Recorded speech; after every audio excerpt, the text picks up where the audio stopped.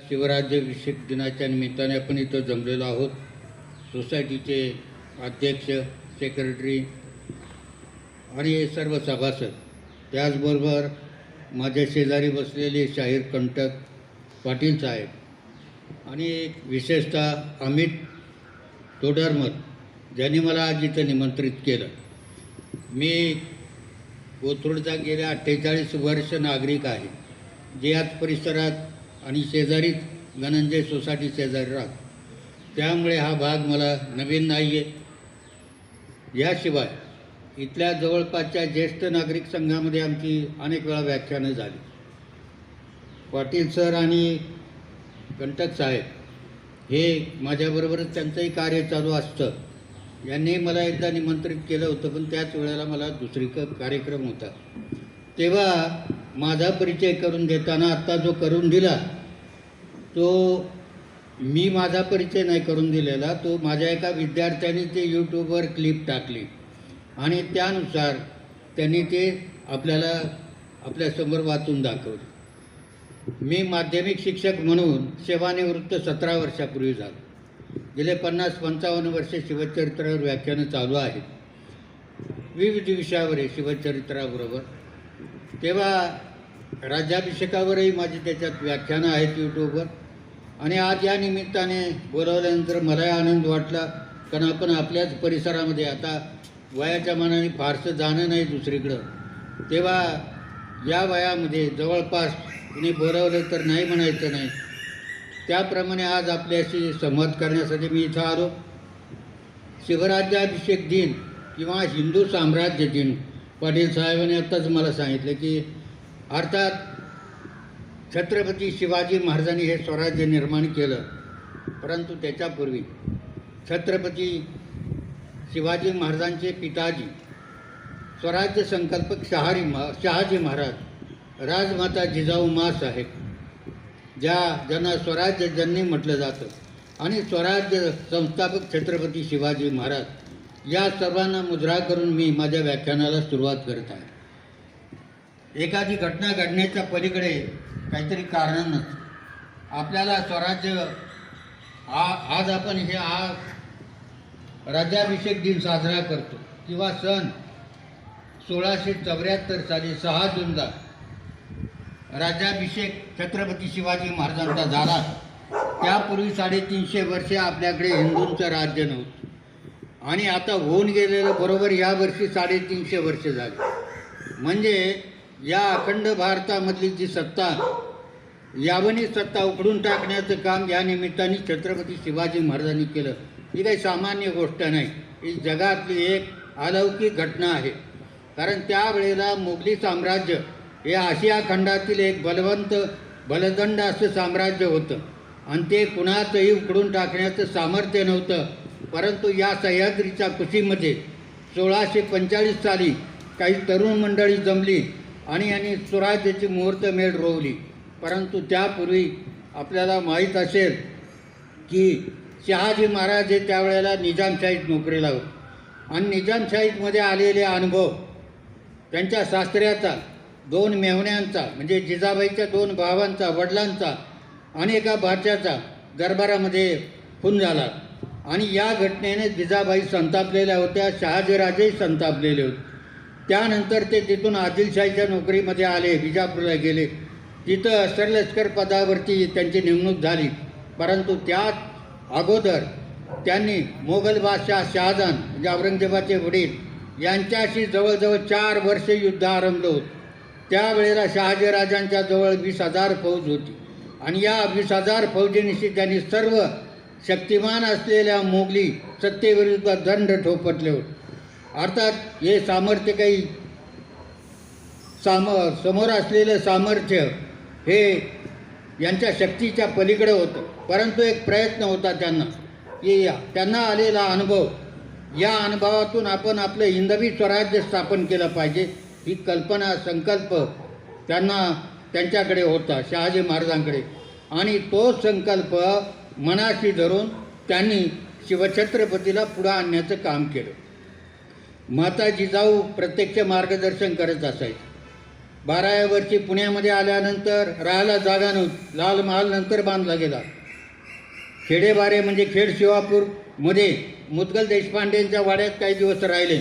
नंतर लाल महाल, नंतर लाल महालानंतर राजगड, सिंहगड, तोरणा अशा प्रकारचे किल्ले. पुढं त्यांचं वास्तव्य झालं पुरंदर. कारण पुढचा काळ भयंकर होता. जेव्हा शिवाजी महाराजांनी स्वराज्य स्थापन करण्याचा संकल्प सोडला आणि मग अनेक बाजूंनी शत्रू चाल करून येऊ लागल्यानंतर त्याने इथं राहणं, लाल महालात राहणं सोपं नाही. अर्थात या राज्याभिषेकाची सुरुवात ही काही त्यांनी स्वतःहून केलेली नाही. राज्याभिषेक गागा भट्ट म्हणून जे काशीचे पंडित होते, मुळात ते पैठणचे, हे घराणं पैठणचं, ते पुढे काशीला स्थायिक झालं. महापंडित होते, त्यांना वेदो नारायण म्हणतात. आणि शिवाजी महाराजांनी एका पाठोपाठ अनेक विजय मिळवले. ते आश्चर्यकारक म्हणजे आश्चर्यकारक घटना समजल्या जातात. ही सामान्य गोष्ट नाही आहे. अफजल खानासारखा मातबर शत्रू चारी मुंड्या चित करणं सोपं नव्हतं. सगळे देशमुख त्यांनी बरोबर घेतले, सगळे कारभारी बरोबर होते. आणि अशा प्रकारचं शक्ती सामर्थ्य वाढल्यानंतर अफजल खानाला आव्हान दिलं, कारण तो चालूनच आलेला होता. प्रतापगडावर आणून त्याला ठार मारलं. आणि या घटनेने संपूर्ण देशामध्ये छत्रपती शिवाजी महाराज छत्रपती झालेले नव्हते तरी शहाजी पुत्र शिवाजी महाराज यांचं नाव संपूर्ण देशामध्ये पसरलं. त्याच्यापुढे औरंगजेबाने अनेक मातबर सरदार पाठवले त्यांच्यावरती. शाहिस्तेखान पुण्यात चालून आला. 1000 फौजेनिशी त्यांनी लाल महालात तळ ठोकला. आणि आपल्याला माहिती, त्याच्यावरही चाल करून महाराजांनी त्याला एका रात्रीत हलवलं. ही सोपी गोष्ट नव्हती. तसे जीवाचे जीव देणारे जोडीदार होते. आणि हे कार्य काही इतकं सोपं नव्हतं. का शिवाजी महाराजांनी जेव्हा कार्य सुरू केलं तेव्हा अनेक मराठी सरदार मातब्बर हे आदिलशाहाकडे होते, मोगल बादशहाकडे होते. आणि याच्यातून मार्ग काढायचा. आपलेच मराठी आपल्या विरोधात उभे राहतात. मावळातील ही तरुण पोरं त्यांनी हाताशी धरली. तानाजी मालुसरे, सूर्याजी मालुसरे, येसाजी कंग, गोदाजी जगताप अशी कितीतरी नावं आहेत. मोरोपंत पिंगळे जे आदिलशाहीमध्ये असलेल्या आपल्या वडिलांकडून इकडं आले स्वराज्य स्थापना झाल्यानंतर. कारभारी मंडळी काही होती. या सगळ्यांनी मिळून हे स्वराज्य स्थापन केलं, स्वराज्य पुढं नेलं. ही सोपी गोष्ट नाही. एके ठिकाणी शिवाजी महाराजांनी असं म्हटलेलं आहे की मी राहिलो नाही राहिलो तरी हे स्वराज्य राहणार. 4 ब्राह्मण आणि 4 मराठा एकत्र आले तर हे स्वराज्य पुढं नेतील. म्हणजे शिवाजी महाराजांनी पेटवलेली स्वराज्याची ज्योत अखंड भारतभर तेवत राहिली आणि ती सतत प्रकाशित राहिली. हे सामान्य गोष्ट नाही. पुढे महाराज आग्र्याला गेले. आग्र्याच्या किल्ल्यात 3-3.5 महिने होते. कैद करण्यात आलं. ही सुटून येणं सोपी गोष्ट नव्हती. ज्या घटना महाराजांच्या जीवनामध्ये घडलेल्या आहेत किंवा त्यांनी घडवलेल्या आहेत त्या घटना आश्चर्यचकित करणाऱ्या आहेत की लोकांना असं वाटत नाही. लोक म्हणतात शिवाजी महाराजाला देवाचा आशीर्वाद असला पाहिजे, देवी प्रसन्न असली पाहिजे वगैरे वगैरे. आपण त्यांच्या पाठीमागे काही गोष्टी लावून देतो. तुळजाभवानी प्रसन्न होती का, मला एका व्याख्यानात एका महिलेने विचारलं. आता म्हटलं ही काही दाखवण्याची आणि स्पष्ट करण्याची गोष्ट नाही. स्पष्ट करून सांगेल, पण तुम्हाला ती प्रत्यक्ष दाखवण्याची गोष्ट नाही आहे. मा तुळजाभवानीचा आशीर्वाद घेताना त्यांची श्रद्धा होती. श्रद्धा असणं वेगळं आणि देवी पावली का हे काही आपल्या हातात नाही आहे किंवा आपण समजू शकतो एवढंच की तुम्हाला दाखवता येणार नाही. जेव्हा अफजल खान चालून आला तेव्हा सगळे घाबरलेले होते. सगळे त्यांचे पुढारी, कारभारी, नेते, सहकारी आणि मार्गदर्शकसुद्धा. आणि मग ते म्हटले समेट करावा, एवढं मोठं संकट आपल्याला पेलवणार नाही. मग शिवाजी महाराजांनी काय केलं की त्यांची हिंमत फार मोठी होती. त्यांना आपल्या भावाचा म्हणजे त्यांचे थोरले बंधू संभाजीराजे यांच्या वधाला कारणीभूत अफजल खान, शहाजी राजांना कैद करून विजापूर शहरातून दिंड काढणारा अफजल खान. आणि आज तो माझ्यासमोर येतोय म्हटल्यानंतर आऊसाहेबानं जिजामातेनं सांगितलं होतं हा सगळा सूट तुम्हाला घ्यायचा आहे. मग असं कचरून चालणार नाही. त्यामुळे शिवाजी महाराजांनी काय केलं, आपल्या सहकाऱ्यांना धीर देण्यासाठी, त्यांच्यात उत्साह निर्माण करण्यासाठी ते पहाटे उठले आणि मला साक्षात्कार झाला म्हणून सगळ्या आपल्या सहकाऱ्यांना जवळ बोलावून सांगितलं. ते म्हटले काय झालं? मा तुळजाभवानी माझ्यासमोर येऊन तिने मला आशीर्वाद दिला आणि तुळजाभवानी मातेनं सांगितलं, तू काळजी करू नको, शत्रू मोठा आहे, परंतु मी तुला त्याच्यातून तारून नेईन आणि तुझ्या हाती त्याला ठार मारी. अशा प्रकारचं सांगितल्यानंतर सर्व सैन्यामध्ये, सेनानायकामध्ये, सर्व बरोबर असलेल्या कारभाऱ्यामध्ये उत्साह संचारला आणि हे संकट दूर झालं. तेव्हा देवी प्रसन्न होती का, शंभू महादेव प्रसन्न होते का, ह्या कल्पनेच्या आणि मानण्याच्या गोष्टी आहेत. प्रत्यक्ष शिवाजी महाराजांनी त्यांच्या मावळ्यांचं शौर्य इतकं भयंकर आहे की त्याच्या पुढे आपण पुढच्या काळामध्ये बघतो, जेव्हा संभाजी महाराजावर 7-8 लाख फौज घेऊन औरंगजेब आला, त्यालासुद्धा काही त्याचं चाललं नाही, कारण अशी माणसं तयार झालेली होती. शिवाजी महाराजांना जिथं जिथं गेले, मोहिमा काढल्या, तिथं तिथं त्यांना जी माणसं मिळाली ती माणसं त्यांनी जोडली गेली. बाजीप्रभू देशपांडे, फुलाजी देशपांडे, मुरारबाजी देशपांडे, मोरोपंत, प्रतापराव गुजर, नेताजी पालकर, इतकी मातबर माणसं होती हत्तीसारखी. हेसाजी कंग, दक्षिणेकडे गेल्यानंतर हत्तीशी झुंज देणारा मावळातलं एक पोरगं, फाटक्या तुटक्या घरातलं, परंतु त्यांनी हत्तीची सोंड कापून कुतुबशहाला चकित केलं. तेव्हा अशी माणसं होती म्हणून हे स्वराज्य स्थापन झालं. आणि मग एवढं केल्यानंतर ही वार्ता संपूर्ण देशामध्ये शिवाजी महाराजांच्या पराक्रमाच्या गाथा गाऊ लागल्या. ते गागाभट्टाच्या कानावर गेलं आणि वेदोनारायण पंडित गागाभट्ट हे काशीवरून खास त्यांना वाटलं की अत्याचार किती होत होते आपल्या देशामध्ये त्या काळामध्ये. त्याला कुणी वाली नव्हता, महिलांना कुणी वाली नव्हता. एक उदाहरण तुम्हाला सांगतो. शहाजीराजांचा तळ पडला होता कोकणात संगमेश्वर येथे, जिथं संभाजी महाराजाला पुढं पकडलं गेलं.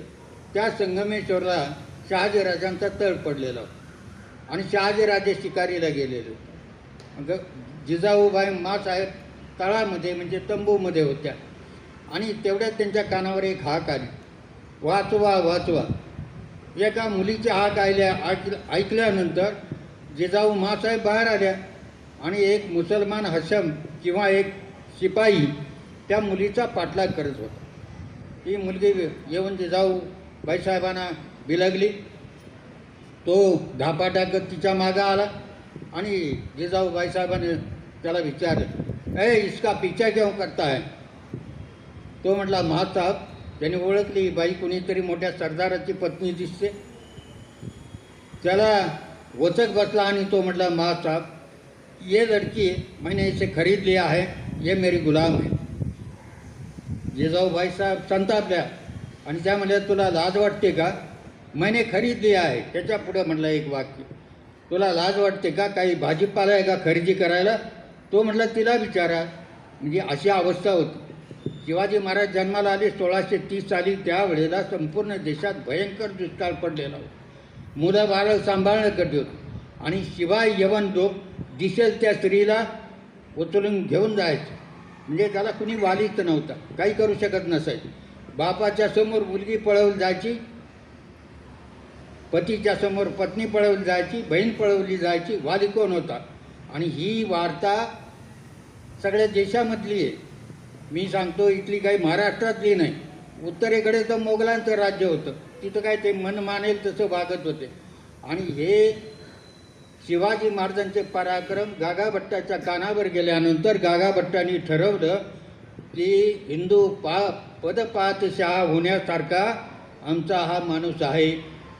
त्याचं कौतुक करण्यासाठी ते महाराष्ट्रामध्ये आले, स्वराज्यामध्ये आले, नाशिकला आले. आणि ही वार्ता शिवाजी महाराजांना कळल्यानंतर शिवाजी महाराजांनी आपली माणसं कारभारी पाठवून त्यांचं स्वागत केलं. त्यांना रायगडावरती आणलं आणि मग दिवस 2 दिवस 4 दिवस थांबल्यानंतर त्यांनी शिवाजी महाराजांना सांगितलं. आता काही लोक म्हणतात शिवाजी महाराजांनी गागाभट्टांनी सांगितलं, राज्याभिषेक करायचा, कारभाऱ्यांनी सांगितलं. काही ठिकाणी असंही सांगितलं जातं की गागाभट्ट स्वतःहून आले. या देशामध्ये या लोकांचा, हिंदू लोकांचा त्राता कुणीतरी असला पाहिजे आणि असा राजा मला दिसतोय, कारण ज्यांनी औरंगजेबाशी युद्ध आरंभले ही सामान्य गोष्ट नव्हती. हा औरंगजेबाचे सरदार लाख लाख फौजा घेऊन यायचे आणि मार खाऊन पळायचे, तेव्हा एकच या आपल्या धर्माला तारणारा, हिंदू धर्मीयाला तारणारा एकच बादशाह आता आपला हिंदूंचा होऊ शकतो. म्हणून गागाभट्ट इकडं आले. त्यांनी शिवाजी महाराजांना, जिजाऊ मातेंना, कारभाऱ्यांना, या सगळ्यांना कल्पना दिली आणि सांगितलं की शिवाजीराजाने राज्याभिषेक करून घेतला पाहिजे. तर राज्याभिषेक कशासाठी? त्यांना राजा ही पदवी होती, पण राजा म्हटल्याने कुणी राजा होत नाही. मी मगाशी उदाहरण सांगताना थोडं अर्ध राहिलं की जिजाऊ माँसाहेब तळातून बाहेर आले, त्या मुलीला वाचवलं, तेवढ्या शहाजी राजा आले आणि शहाजी राजांना पाहिल्यानंतर तो शिपाई खाली बघू लागला आणि बघत असताना जिजाऊ माँसाहेब त्या शहाजी राजांना म्हणाल्या, बघा शेपूरला कसा बोलतोय. तो घाबरत नव्हता, कारण तो मुसलमान होता आणि मुसलमान असल्यामुळे राज्य त्यांचं होतं. आदिलशहाचं होतं, दक्षिणेकडे कुतुबशहाचं होतं, इकडं उत्तरेकडे औरंगजेब बादशहाचं होतं. घाबरण्याचं कारण काय? आणि मुसलमानांना विशेष अधिकार होते त्या काळामध्ये, त्यामुळे ते घाबरण्याचं काही कारण नव्हतं. राजसत्ता त्यांची होती, ज्याची सत्ता आहे त्याला घाबरण्याचं कारण नाही. त्यामुळे तो माघार घेत नव्हता. शेवटी त्याला पैसे वगैरे देऊन त्यांनी काय खरेदी केली म्हणत होता, त्याप्रमाणे देऊन त्याला पाठवलं. तेव्हा जिजाऊ माँसाहेब काय म्हणाले शहाजीराजांना, राजे, एक शेपूरला तुमच्यापुढे लंबी जबान करून बोलतो आणि तुमच्या कमरेला हत्यार आहे. भोसले वंशाचं नाव सांगता, कमरेला हत्यार बाळगता आणि एक शिपायाच्या पुढे तुम्ही बोलत का नाही? प्रश्न साधा होता. तेव्हा शहाजीराजे काय म्हणाले, राणीसाहेब, तुम्ही राणीसाहेब, आम्ही राजे, पण आपण नामधारी राजा आहोत. आम्हाला राजा पदवी दिली म्हणून तुम्हाला राणी म्हणतात. आपण अभिषिक्त राजे नाही. आम्ही आहोत आदिलशहाचे नोकर, यवनांचे नोकर आहोत आणि त्याला विशेष अधिकार आहेत. त्याला आपण काही करू शकत नाही, शिक्षा करू शकत नाही. आपल्याला माहीत आहे का नाही मला माहीत नाही, मिर्झा राजा जयसिंग शिवाजी महाराजावर चालून आला आणि जेव्हा तो अपयश पदरात घेऊन परत माघारी निघाला, तेव्हा उदयराज मुन्शी नावाचा त्याचा कारभारी होता.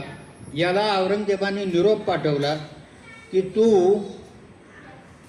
मिर्झा राजाला विषप्रयोग कर आणि बऱ्हाणपूर येथे त्याच्या वाड्यामध्ये त्याला विषप्रयोग करण्याचं काम कुणी केलं तर त्याच्या कारभाऱ्याने केलं, त्याच्या असिस्टंटनी केलं, त्याच्या सेक्रेटरीनी केलं.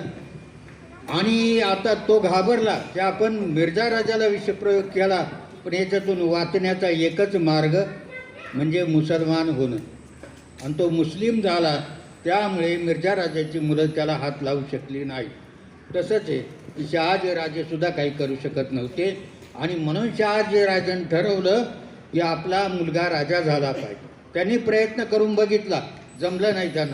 त्यांना शरणागती पत्करावी लागली. संगमनेर माहुली भागामध्ये त्यांनी निजामशहाचा वारस गादीवर बसून स्वतः राज्यकारभार हाती घेतला. 4 वर्ष शत्रूशी मोहतोड जबाब त्यांनी दिला शहाजहान बादशाहला, औरंगजेबाच्या वडिलाला. परंतु शेवटी शरणागती पत्करावी लागली आणि आदिलशहाचं चाकर व्हावं लागलं. सरलष्कर पदावर जरी रुजू झाले तर ती चाकरीच होती.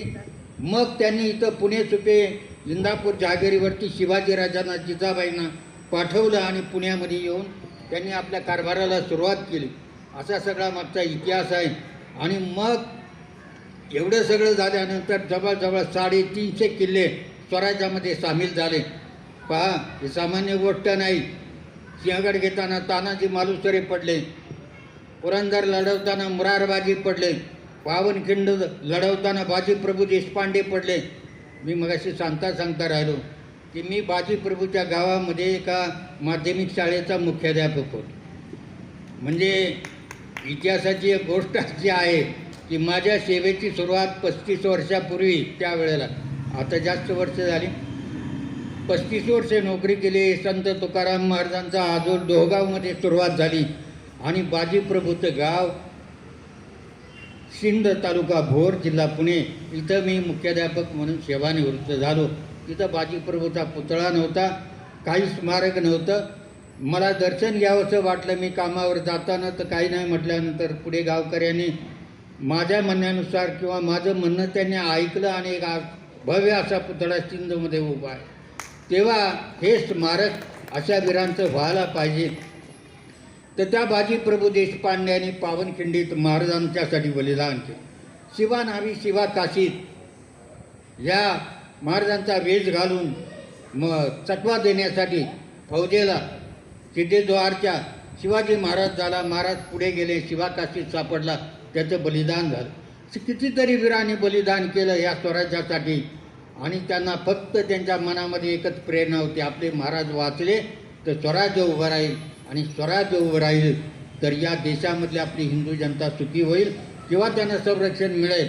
आणि अशा प्रकारच्या ह्या वार्ता गागा भट्टाच्या कानावर गेल्यानंतर गागा भट्ट स्वतःहून आले रायगडावरती. त्यांनी सर्व मुत्सद्द्याबरोबर पंडिताबरोबर सगळ्याबरोबर चर्चा केली आणि त्यांनी सांगितलं, दिल्लीला जर मुसलमान बादशाह राज्य चालवतो, क्षत्रिय त्याला म्हणता तुम्ही, आणि आपले महाराज का क्षत्रिय होऊ शकत नाही?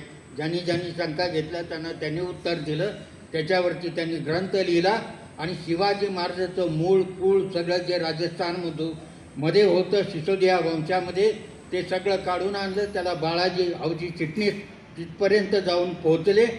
शिवाजी महाराजांची जन्मपत्रिका राजस्थानच्या इतिहासामध्ये आपल्याला पाहायला मिळेल, राजस्थानच्या त्या कागदपत्रामध्ये पाहायला मिळेल.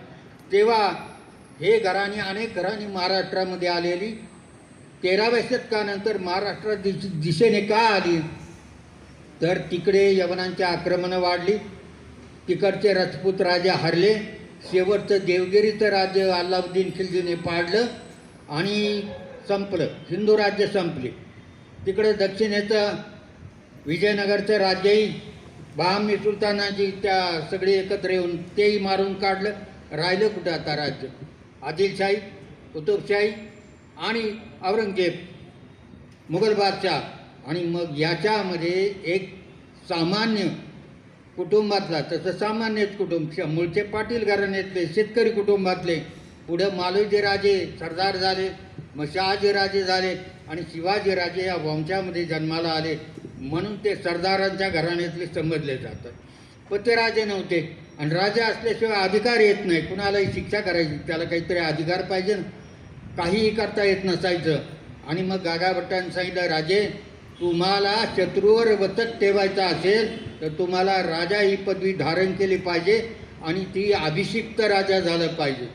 आणि मग ही कल्पना सगळ्या लोकांना पटली आणि त्यांनी मग राज्याभिषेक 6 जून 1674 ही तारीख आहे, त्या तारखेला रायगडावरती हा संपन्न झाला. त्यापूर्वी महाराज शेजारी सोयराबाई साहेब, समोर संभाजीराजे युवराज आणि बाकीच्या राण्या हे सगळे बसलेले असताना विधी सगळे त्यापूर्वी केले. असं सांगितलं तर त्यांची क्षत्रियत्व दोप पावलं होतं, म्हणजे मुंज व्हायला पाहिजे ती झाली नव्हती, ती केली. राण्यांच्या बरोबर सगळी पुन्हा लग्न लावली क्षत्रिय पद्धतीने.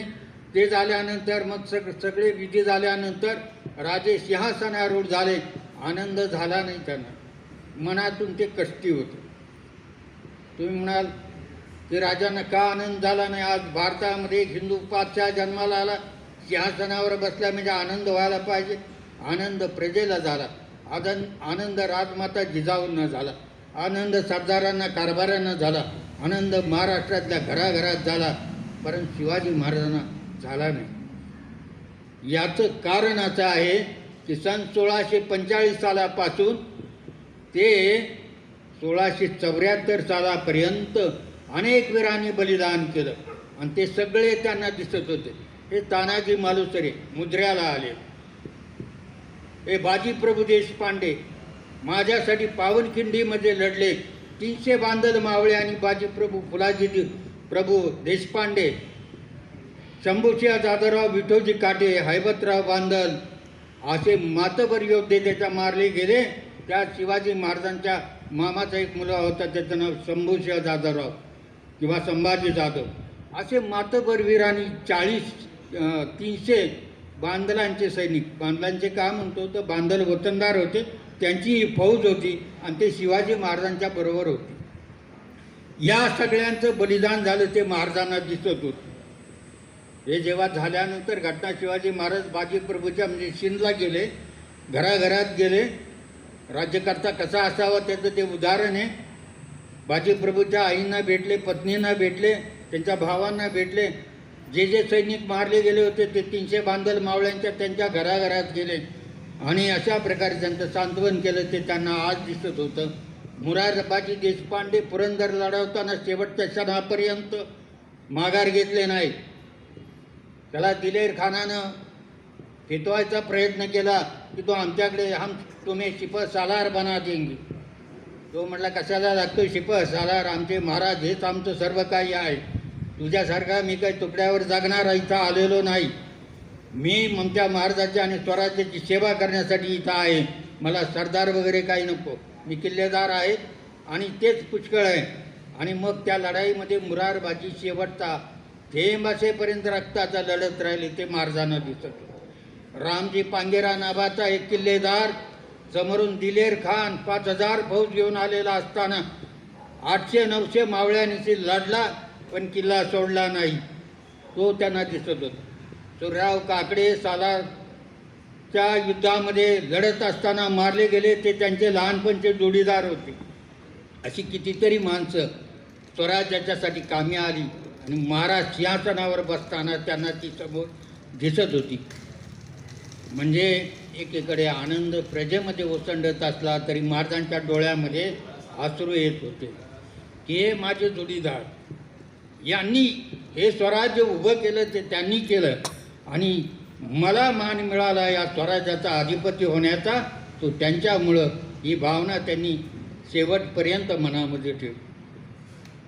त्यांच्या मनामध्ये त्यांना शिवाजी महाराजांना योगी म्हणतात. केवळ एवढी सगळी सत्ता संपत्ती आली तरी त्यांचं जीवन जे होतं ना ते योग्याप्रमाणे होतं. स्वतःसाठी काही नव्हतं. सर्व काही हिशेब असेल तो कारभाराच्या हातात असायचा. मोरोपंतासारखा पंतप्रधान त्यांच्याजवळ असायचा. मोरोपंताचं वैशिष्ट्य असं की मोरोपंत ही दुधारी तलवार, एका हातात शमशेर आणि डोक्यामध्ये बुद्धी, अशा प्रकारची स्वराज्य राखणारी माणसं होती. या महाराजांनी जे अष्टप्रधान मंडळ नेमलं त्याच्यामध्ये 7 ब्राह्मण आणि 1 मराठा होता. 1 मराठा कोण होता? फक्त सेनापती हंबीरराव मोहिते. त्याच्या आधी एक दुःखद घटना घडली होती की महाराजांना बहलोल खान स्वराज्यात घुसला म्हणून राग आला आणि महाराजांनी प्रतापराव गुजरांना बोलवलं. सेनापती होते प्रतापराव गुजर. भयंकर कडक माणूस होता. 20,000ची फौज घेऊन गेला आणि त्यांनी त्या बहलोल खानाला मोडून काढलं, पळताभुई थोडी केली आणि त्याला सोडून दिलं. महाराजांना ही बातमी कळल्यानंतर महाराज संतापले आणि त्यांनी एक पत्र लिहिलं. ते प्रतापराव, तुम्ही सेनापती नाही तर एक साधे सैनिक आहात. असं का म्हटले महाराज? तर तुम्हाला कुणी सांगितलं होतं तर करायला, त्याला सोडून द्यायला? आम्ही काय सांगितलं होतं? बहलोल खान बुडविल्याविना आम्हास तोंड न दाखविणे, असं एक वाक्य. ते त्यांच्या मनाला एवढं लागलं आणि मग एके दिवशी परत तो बहलोल खान स्वराज्यात चालून आला. ही घटना आहे 24 फेब्रुवारी 1674 आणि राज्याभिषेक पुढं आलेला होता. प्रतापराव गुजराला महाराजांनी सांगितलं होतं बहलोल खान बुडावल्याविना स्वराज्यात यायचं नाही, रायगडावरती यायचं नाही, आम्हास तोंड न दाखविणे. आणि मग तो संतापले प्रतापराव गुजर आणि समोरून बहलोल खान येतोय म्हटल्यानंतर त्यांच्याबरोबर 7 त्यांचे सरदार होते. ते सरदारासहित स्वतः त्यांनी बहलोल खानाच्या दिशेने आक्रमण केलं आणि त्याच्याबरोबर असलेले 6 सरदार वेडात दौडले वीर मराठे 7, असं गाणं लागतं, आपण ऐकलं असेल. ते 7 सरदार तुटून पडले सेनापतीसह आणि मारले गेले. आता वास्तविक त्या संतापाच्या भरामध्ये त्यांनी पुन्हा शिपाईगिरीच केली. याचं कारण असं की सेनापतीजवळ नियोजन असलं पाहिजे. 20,000ची फौज असताना तुम्ही एकटेच पळत सुटला. त्याच्याबरोबर 6 सरदार पळाले, ते सगळे मारले गेले, इतिहासामध्ये अमर झाले. पण महाराजांच्या जीवाला खूप लागलं. ते राज्याभिषेक जवळ आला होता आणि आता राज्याभिषेकाच्या दिनी आपला सेनापती नाही.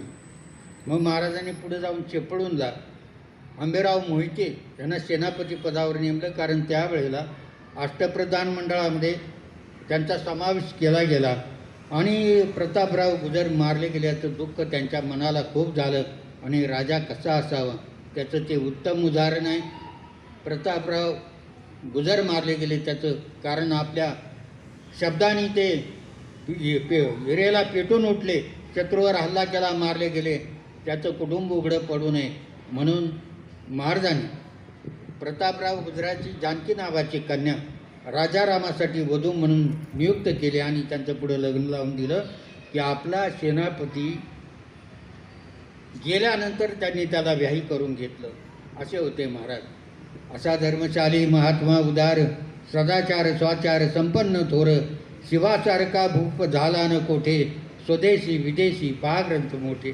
आणि अशा प्रकारचा राजा सिंहासनावर बसला होता, चारित्र्य संपन्न राजा. त्यांच्या पुढे अनेक उदाहरणे, मी इतका वेळ, कारण ज्यांनाही बोलायचे माझे शेजारी असलेले कंटक साहेब, तेव्हा थोडक्यात आता इथं थांबणार आहे, कारण हा विषय काही इतका सामान्य नाही. जेवढं बोलत राहील तेवढं चालत राहील. 55 वर्षापूर्वी बाबासाहेब पुरंदर यांची व्याख्यानं ऐकून मी शनिवार पेठेतून कोथरूडमध्ये आलो. माझं मूळ स्थान शनिवार पेठ. शनिवार वाड्यामध्ये बसल्या बसल्या अभ्यास करायचा कॉलेजच्या काळामध्ये आणि राजा शिवछत्रपती पुस्तकं वाचायची फावल्या वेळामध्ये. तिथून मला तेव्हा कुणाचं तरी मार्गदर्शन कुणाला तरी लाभतं. शिवाजी महाराजांना अनेक लोकांचं मार्गदर्शन लाभलं, अनेक कारभाऱ्यांचं लाभलं. त्या सर्व कारभाऱ्यांना त्यांनी मंत्रिमंडळामध्ये घेतलं. सेनापती म्हणून आंबेराव मोहिते उभे राहिले आणि हे कार्य संपन्न झालं. आणि आणखीन एक गोष्ट सांगतो, राजा कसा असावा. ज्या ज्या नोकरांनी जे कार्य केलं, जे जे मारले गेले त्याच्या वंशजाचा त्या दिवशी सत्कार केला. आणि शेवटी एक मुलगा राहिला, मदारी मेहतर. आग्र्याच्या किल्ल्यातून बाहेर पडताना या लहान मुलांनी, म्हणजे 15-16 वर्षाचा असेल, तो होता मुसलमान पण महाराजांचा एकनिष्ठ होता. तो महाराजांचे पाय चेपत बसायचा. आणि मग महाराज जेव्हा आग्र्याच्या किल्ल्यातून बाहेर पडले तेव्हा हिरोजी फर्जत महाराजांचा सावत्र भाऊ तो तिथं गादीवर झोपलेला होता आणि त्याचे पाय चेपत तो बसलेला होता. पुढे ते दोघंही निघून आले, महाराजही आले, पण महाराजांची आठवण ठेवली. त्यांनी त्याला जवळ बोलवलं. राज्याभिषेकाच्या वेळेला सत्कार समारंभ चालू होते. तुला काय पाहिजे म्हणून विचारलं. काही नाही, त्यावेळेला माणसं मागत नसायची, मला हे पद पाहिजे, मला ते पद पाहिजे, नाही ते इकडून तिकडं जाईल, तिकडून इकडे येईल. काही नाही, निरपेक्ष बुद्धीने म्हणून हे स्वराज्य उभं राहिलं. आणि हे अखंड स्वराज्य उभं राहिलेलं थेट दिल्लीला धडका मारू लागलं. बाजीराव पेशव्याच्या काळामध्ये, शाहू महाराजांच्या काळामध्ये मराठ्याचं साम्राज्य झालं. त्याची ज्योत पेटवली छत्रपती शिवाजी महाराजांनी आणि त्याच्यासाठी बलिदान केलं गोरगरीब मावळ्यांच्या मुलांनी. आणि म्हणून हा मराठ्यांचा इतिहास अमर आहे, अजरामर आहे. जगाच्या इतिहासामध्ये मराठ्याचं स्थान खूप मोठ्या उंचीवर आहे. मराठा म्हणजे महाराष्ट्रात राहणारा तो मराठा. एका जातीचा नाम उल्लेख मी करत नाही. तेव्हा महाराष्ट्राचं राज्य म्हणजे मराठ्यांचं राज्य. मराठा तितका मेळवावा, महाराष्ट्र धर्म वाढवावा, हे रामदास स्वामींनी म्हटलं. आणि जेव्हा हे सगळा पराभव झाला आणि राजे सिंहासनाधीश्वर झाले, क्षत्रिय कुलावंत, महाराजाधिराज छत्रपती शिवाजी महाराज की जय घोषणा घुमल्या रायगडावरती. प्रजेला आनंद झाला. मदारी मेहताला जवळ बोलवलं, तुला काय पाहिजे? काय नाही पाहिजे म्हटलं, महाराज तुमचा आशीर्वाद सगळं काही आहे, मग तू तरी काहीतरी माग ना. तेव्हा त्यांनी मागितलं, तुमचं हे सिंहासन आहे ना, याची देखभाल करण्याचं काम, चादर टाकण्याचं काम, सेवा करण्याचं काम द्यावं की जेणेकरून मी तुमच्याजवळ कायमचा राहील. अशी एवढी छोटीशी गोष्ट माहिती. दूर एका ठिकाणी एक माणूस उभा होता, फाटक्या तुटक्या कपड्यात, भिकाऱ्यासारख्या कपड्यात. त्याला कुणीही ओळखलं नाही. त्याचं नाव होतं बहिर्जी नाईक. 3000 हेर त्याच्या हाताखाली काम करत होते. 3000 हेर संपूर्ण भारतभर ते फिरत असायचे, बातम्या आणायचे आणि त्याची सगळी जबाबदारी बहिर्जी नायकावर होती. त्या बहिर्जी नायकाला महाराजांनी पाहिलं आणि ओळखलं. गालातली गालात ते हसले. दूर उभा होता, कोणीही ओळखलं नाही. त्याच्याबरोबरच्या सरदारांनी ओळखलं नाही, कोणी महाराजांनी ओळखलं. त्याला जवळ बोलवलं. नको नको म्हणले महाराज, मला नको, आत्ता काही नको. निघून गेला. हे रायगड बांधला. रायगड म्हणजे उंच, समुद्र सपाटीपासून कितीतरी 1.5 गाव उंच असं त्याचं वर्णन आहे. ताशिबकडे भक्कम असे राजधानी, सर्व 18 कारखाने. राजधानी म्हणजे घोड्यावरून जाताना सुद्धा माल खरेदी करायची अशी बाजारपेठ वसवली. आणि ह्याचा करता जो होता त्याला महाराजांनी विचारलं की तुला काय पाहिजे. काय नाही म्हटलं, वेळ आल्यानंतर माहिती. फिरोजी इंदोलकर त्याचं नाव, इंदलकर किंवा इंदोलकर. आणि मग एके दिवशी जगदीश्वराचं मंदिर बांधलेलं होतं, तिथं महाराज आले. आणि त्यावेळेला महाराजांनी त्याला विचारलं, हिरोजी सांगा ना तुम्ही काय. म्हटलं मी आत्ता मागणार आहे तुम्हाला. हिरे मोती माणकं काही नाही. एक पाटी तयार केली होती आणि त्याच्यावर लिहिलेलं होतं, सेवेच्या ठाई हिरोजी इंदोलकर. महाराजांच्या ठाई, सेवेच्या ठाई हिरोजी इंदोलकर. एवढी 2-4 अक्षरे लिहिली होती. ती पाटी आजही तिथं पायरीला चिकटवली. आणि मला इथं लावण्याची परवानगी द्या. म्हणले का. तर तुम्ही ज्या ज्या वेळेला जगदीश्वराच्या दर्शनात जात तेव्हा पायरीवर पाय पडेल, तो माझ्या डोक्यावर पडेल, माथ्यावर पडेल, हाच माझा आशीर्वाद आहे. तेव्हा अशा प्रकारची माणसं होती. मग स्वराज्य उभं राहिलं. महाराज छत्रपती झाले. जिजाऊबाईसाहेब थकलेल्या होत्या आणि वय 70च्या पुढं होतं. 11 दिवसांनी त्यांचं निधन झालं. 17 तारखेला जूनच्या 1674 साली माझे जाऊन निरोप घेतला. पण थरथरत्या हाताने. त्यापूर्वी त्यांनी शिवाला आशीर्वाद दिला. त्यांनी जी मनाशी संकल्प केला होता, जी स्वप्न बाळगली होती की आपला मुलगा या देशाचा, या महाराष्ट्राचा, स्वराज्याचा अधिपती व्हावा, ते त्यांचं स्वप्न पूर्ण झालं. आणि अशा प्रकारे हा दिवस संपन्न झाला. विद्वानांना दानदक्षिणा देण्यात आली, सर्वांचा गौरव करण्यात आला, सुवर्णतुला केली, ते सगळ्या मोहरा वाटून टाकल्या.